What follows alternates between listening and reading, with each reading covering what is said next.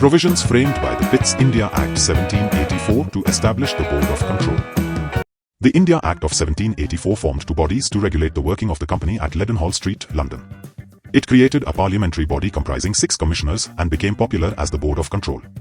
It organized the Court of Directors, which was part of the company administration. The provisions for the Board of Control are discussed as follows. Provisions related to the Board of Control. 1. The India Act of 1784 formed a board of 6 commissioners to conduct the affairs of India. It was popularly known as the Board of Control. The Chancellor of the Exchequer, the Secretary of State and 4 Privy Councillors were made the members of the board. They were appointed by the King and could continue in their office at the pleasure of the King. 2. The Secretary of State was made the President of the board.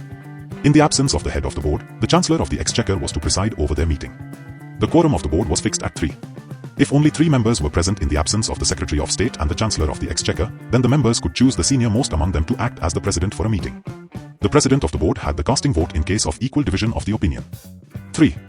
The board was empowered to superintend, direct and control all the acts and operations related to the civil or military or revenue administration of the British possessions in the East Indies. 4. The board was authorized to get full access to the records of the company.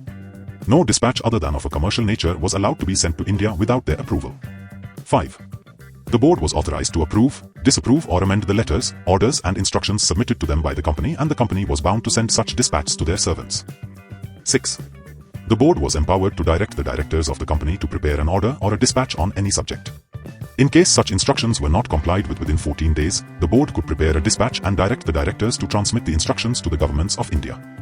7. The Board of Control was imparted power to send its urgent and secret orders and directions through a secret committee of the directors constituted of up to 3 members.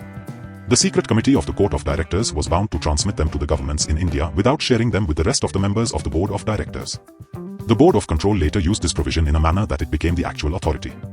8. The Board of Control was not given any power of patronage. It meant they could not directly appoint or dismiss any servant from the service of the company. 9. The Court of Proprietors was forbidden to annul or suspend any resolution of the directors which had received the approval of the Board of Control. 10.